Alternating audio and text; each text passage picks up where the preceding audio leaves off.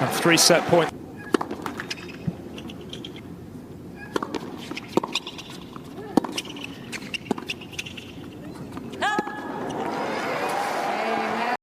For the first time in her career, Alex Eala was playing for a WTA 500 title, not a junior championship, not a breakthrough semifinal, a championship, the biggest final of her professional career, and she hadn't arrived there by taking the easy route. Over 6 unforgettable days in Washington, she had eliminated an Olympic gold medalist, the tournament's defending champion, a top 10 player, and a 4-time Grand Slam champion. Each victory had answered another question about whether her rise was real. By Sunday afternoon, there weren't many questions left. Standing across the net was world number 3 Jessica Pegula, the tournament's top seed, a 2-time Washington champion, one of the most consistent hardcourt players on the WTA Tour. For Alex, this wasn't simply another opportunity to upset a favorite. It was the chance to complete the greatest week of her career. The opening set quickly showed why Pegula has spent years among the world's elite. Alex struck first, breaking serve, and briefly moving ahead 4-3. Her aggressive returning and fearless shot-making unsettled the American early, and for a moment, it looked as though another remarkable performance was unfolding. But champions rarely panic. Pegula responded the way experienced champions usually do. She extended rallies, protected her own serve, forced Alex to play one extra shot over and over again until small errors began to appear. Gradually, the momentum shifted. Pegula won 3 consecutive games to claim the opening set, 6-4.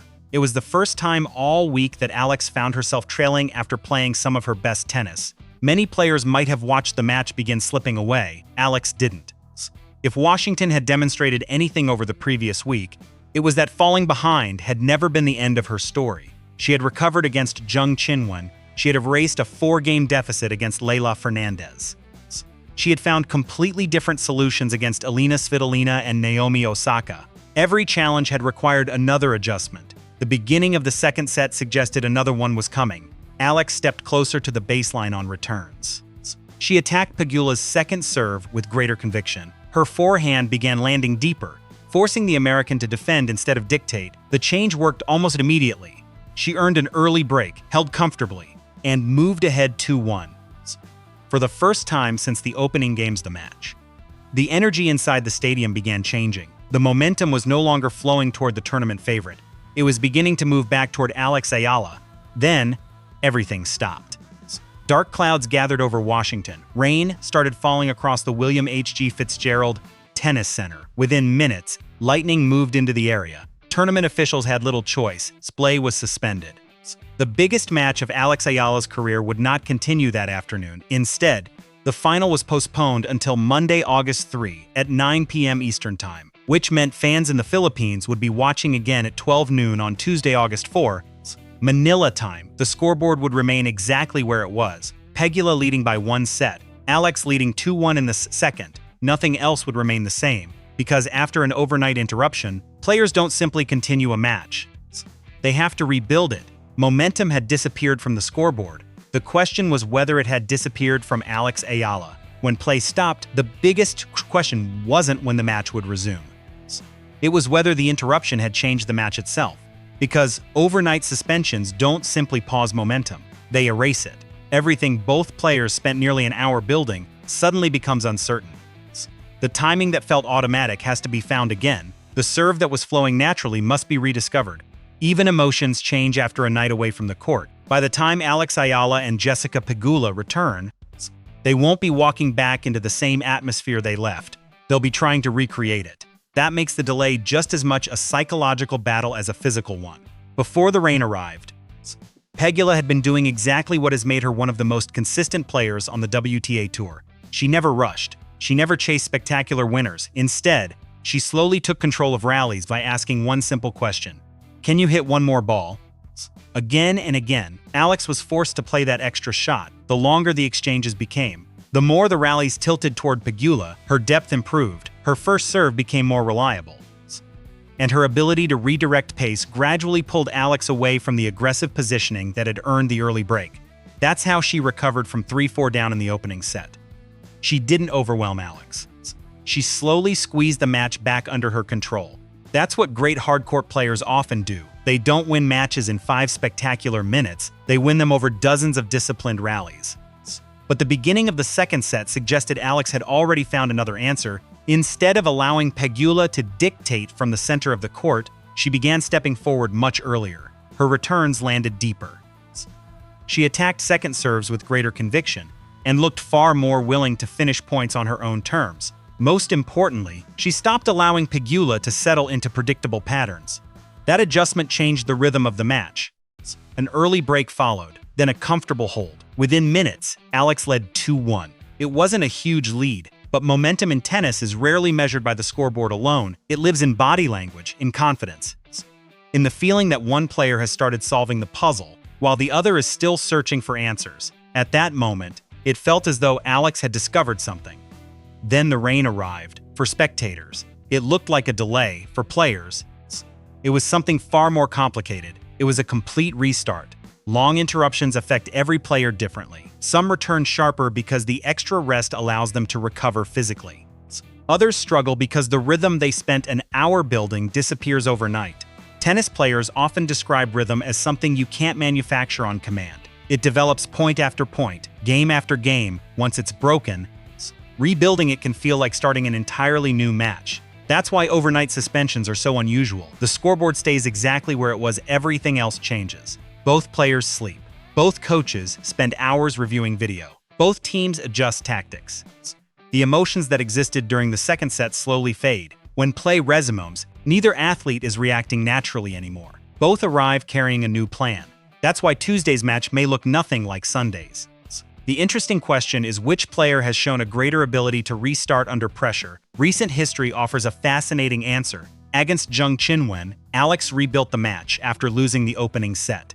Against Leylah Fernandez, she rebuilt it after watching a commanding lead disappear. Against Naomi Osaka, she rebuilt every rally by refusing to let one of the greatest hard-court players establish her preferred rhythm. Different opponents, different challenges, the same response.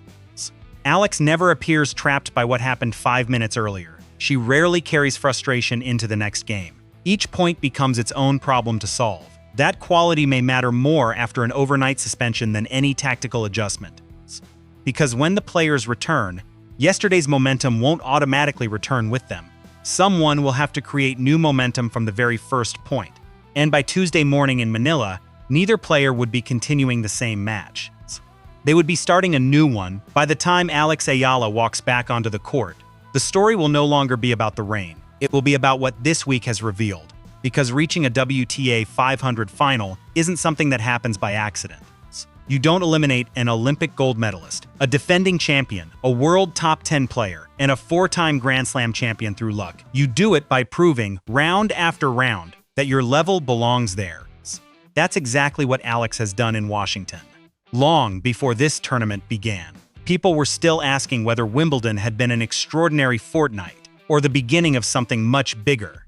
Washington has quietly answered that question.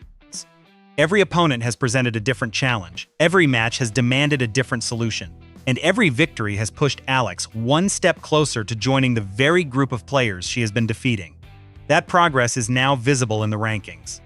By reaching her first WTA 500 final, Alex is guaranteed to climb into the world's top 20 for the first time in her career. For most fans, that sounds like another milestone. Inside professional tennis, it changes almost everything. Higher rankings bring better seedings. Better seedings usually mean avoiding the highest-ranked players during the opening rounds of major tournaments. For months, Alex has been taking the hardest possible route through tournament draws. Now, the rankings are finally beginning to reward the tennis she has been producing. The timing couldn't be more significant. The US Open is only weeks away. Instead of arriving in New York as a dangerous outsider capable of upsetting the favorites, Alex is beginning to arrive as one of the players everyone else hopes to avoid. That shift doesn't happen because of one tournament. It happens because consistency forces people to change the way they see you. Regardless of what happens when the final resumes, Washington has already become the most important week of Alex's professional career, not because of the ranking, not because of the prize money, because this is her first experience playing for a trophy at this level. There is a difference between winning big matches and learning how to win championships. Jessica Pegula understands that difference. She has played countless finals. She knows how to manage long delays, changing conditions. and the unique pressure that comes with being one victory away from lifting a trophy. For Alex, this is new territory, not because she lacks the tennis, because championship matches ask questions that earlier rounds never do. Can you handle the waiting?